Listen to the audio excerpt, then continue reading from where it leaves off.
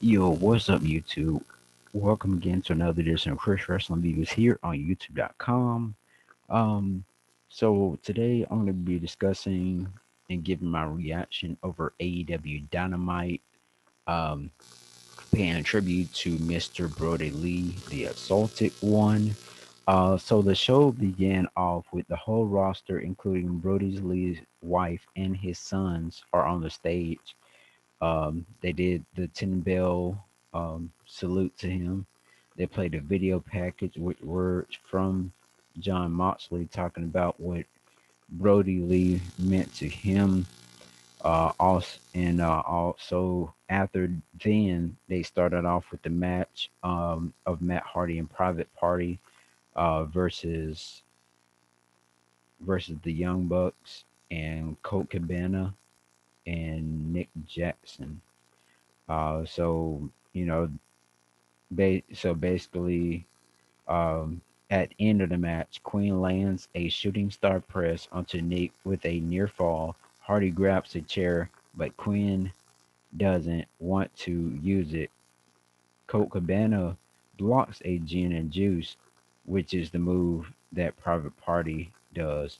The Bucks win, hit the Indie Taker on Quinn for the win. So the winners were the Young Bucks and Colt Cabana.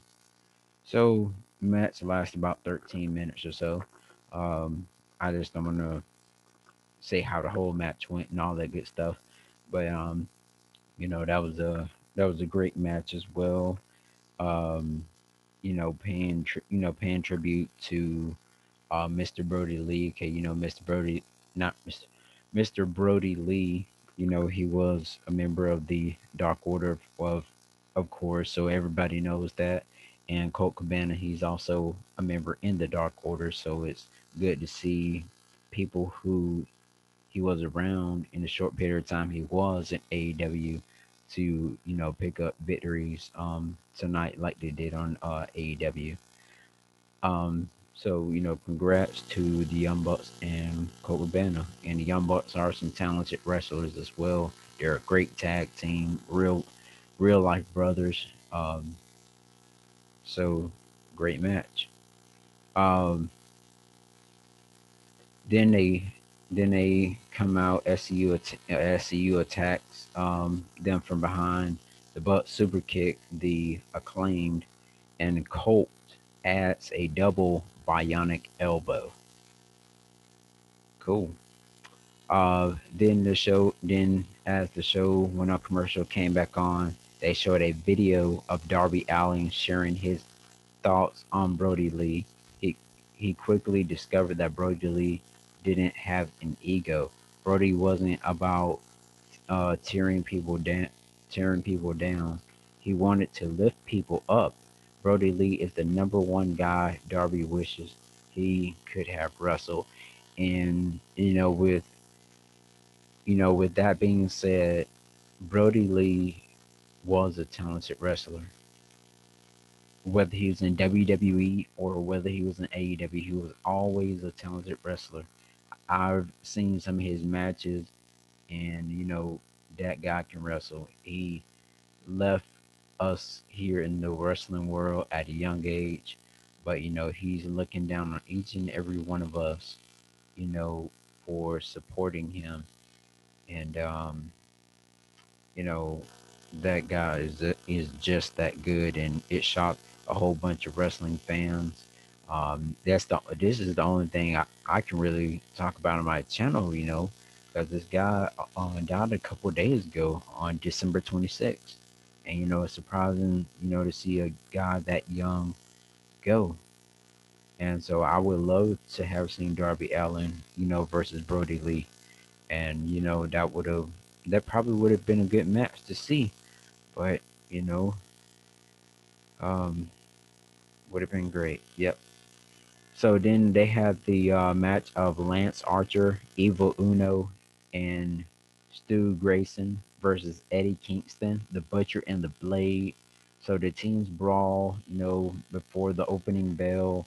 At the end of the match, Kingston DDTs Grayson while looking right at Jake Roberts at ringside. Grayson DDTs Butcher on the ring on the apron. Excuse me, on the apron. Uno and Grayson hit the fatality on Blade for the victory. So the winners of that match is Lance Archer, Evil Uno, and Stu Grayson.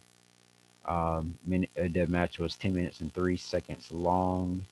So that also pays tribute because I forgot to mention that Lance Archer, he came out and he was dressed like Mr. Brodie Lee with the tank top and the jean pants as well. And it was, that's a great thing for all the superstars who had respect, for Mr. Brodie Lee, whether they were enemies on TV or they were allies. He was always loved, no matter where he went, especially when he got to AEW. I was looking forward to him maybe facing, Kenny Omega or something like that. But having him as have him as a world champion, and that would have been a great thing to do. But congratulations to Lance Archer, Eva Uno, and Stu Grayson. So a video package was played with the words from Dax Hardwood, Arn Anderson, Cocabana, and Bryce Rimsberg, talking about how much Brodie Lee loved his family. And that all of AEW tonight was very heart touching. Hangman Page, John Silver, and Alex Reynolds versus MJF, Santana, and Ortiz. So they brawl for a few. Um, so Silver catches MJF with a destroyer out of nowhere, then dives on to Santana. MJF hits a heat sneaker on Silver for the near fall. Warlord enters the ring and levels Reynolds with a lariat. Eric Rowan out of nowhere. The surprising of Eric Rowan, the former tag team champion of Mr. Brodie Lee, came out. Um, and fights off Warlord. Hangman Page hits the buckshot Larry on Ortiz for the near fall. MJF pulls the mask off of Brodie Lee's kid at ringside, which was so disrespectful. No matter if you were on TV or not, that was very disrespectful, and he should be slapped dead in the face for that. I swear. Um, so he hits him with a kendo stick. Silver connects with a discus lariat on Ortiz for the win. So the winners were uh, Hangman Page, John Silver, and Alex Reynolds. 12-minute match, 47 seconds. So that was good, and I'm still kind of mad at that. What Ortiz did to Brodie Lee's son by snatching his mask off while he was at ringside, which was very stupid. And somebody should slap him for that. If somebody hear this video, please slap Ortiz so hard, please. So after that match, they showed a video with Kingston talking about how he'll Mr. Brodie Lee. Then Eddie Kingston goes on to say some heartwarming things to Mr. Brodie Lee's kids, and that was very heart touching as well because this man was loved. I mean, loved like out of all the love in the world from a professional wrestler, whether they're heel or face. Then they had the match here with Anna Jay and Tay Conti versus Britt Baker and Penelope. So the match ends up like this. Jay connects with a spin kick on Baker and pays tribute to Mr. Brodie Lee. Baker hits a fisherman neckbreaker on Jay for the near fall. Penelope hits a blockbuster on Jay, but she won't stay down. Jay applies a sleeper hold on Penelope for the win. So Anna Jay and Tay Conti wins the match within 9 minutes and 47 seconds. Then we have Mr. Tony Schiavone comes to the ring to interview Britt Baker. Baker calls the match rigged. The whole thing is a big rig. Thunder Rosa comes out, attacks Baker as the refs storm to the ring to separate them. So we got good word on next week. Snoop Dogg is going to be on AEW at the beginning to open up 2021. Kenny Omega, also going to be facing Ray Phoenix for the title next week. John Moxley is going to return. Uh, Sheeta, Sheeta versus Abaddon for the AEW Women's title. The Young Bucks and SCU versus the Acclaim and TH2. Jake Hager versus Warlord. John, not, excuse me, Cody Rhodes versus Matt Sydal. Also, then after those matches was announced that they were going to have next week to open up 2021 of AEW, a video shown of Chris Jericho talking about his history with Brodie Lee. Then they had the main event to come by. Cody Rhodes, Orange Cassidy, and number 10 of the Dark Order versus Team Taz, which includes Brian Cage, Ricky Starks, and Powerhouse Hobbs. So they brawl through each other around.